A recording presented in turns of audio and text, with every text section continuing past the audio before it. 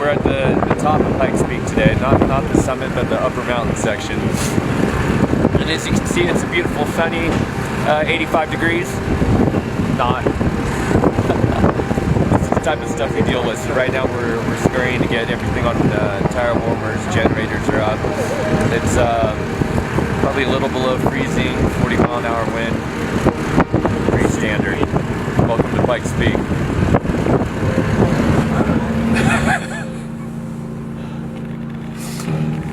Anything come up during the writers' meeting? Just confirm that it's cold and windy.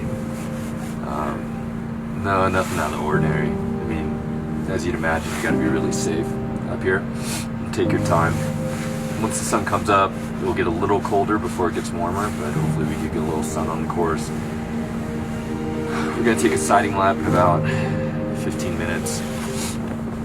Hopefully we'll be able to at least see what we're dealing with today. But yeah, when you have 40-50 mile an hour winds and it's below freezing, it's a bit tough to get on the bike and get in your leathers, you know.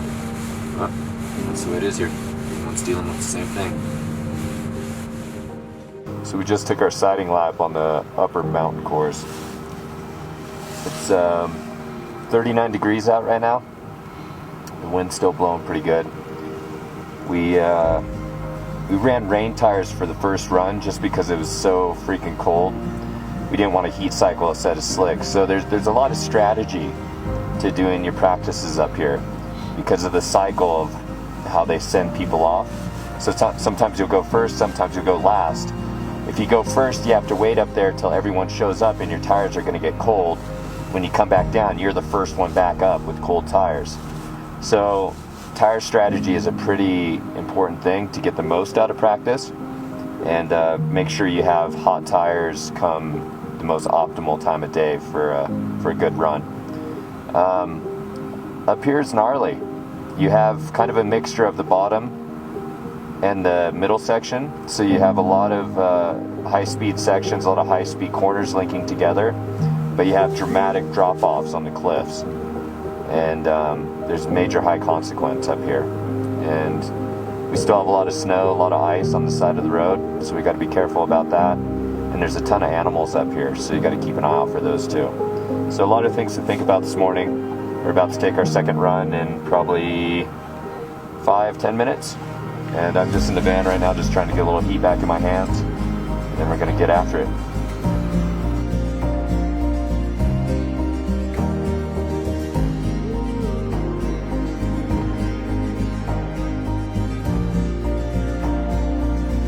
Just took our first pretty quick run to the summit, and for some reason we had to hang up there for a really long time, and the wind was howling up there, probably 40-50 miles an hour up there, and substantially colder than it is here at whatever 10,000 feet where we're at Devil's Playground.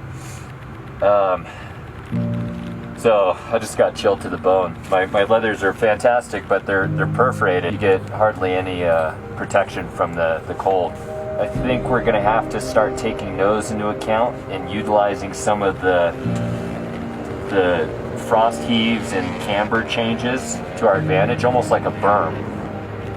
It's kind of crazy to think, but you have to think about it like that. You got to use everything you can. And it's crazy how much this place changes, just in a matter of days, really. It's still really dirty up on top, which is unnerving, so we're going to talk to race control, see if they can't clean it up over the next couple days.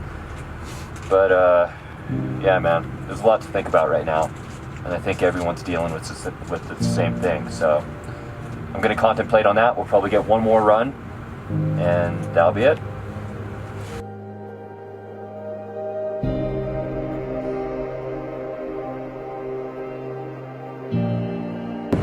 Here we are into day 3, Thursday, at the top section of the mountain. Today was interesting, to say the least. Very, very cold. I don't remember the last time it was this cold and windy up here. I may say that every year, I don't know. But it took a while for us to be able to get up to speed. I think we only got 4 runs in total, and maybe only 2 of those were runs that were somewhat at speed. So we didn't get to gather a lot of data as far as the bike's handling is concerned. It was hard to get the tire pressures up to temp, and there was a lot of things. Right now I'm just decoding all the information that I just crammed into my mind. Good news is we set top time again, which is wonderful. You know, it felt fast, so I'm glad it was fast. Sometimes you feel fast and you're actually going slow and you're really screwed. But we definitely got our homework. We're gonna go have breakfast, we're gonna talk about it, talk about the course. I mean, the course is so dramatically different than it's been, and it has so many more frost heaves and bumps. I mean, at like 120 miles an hour, you're catching air and landing from bump to bump. It's more motocross than road racing. So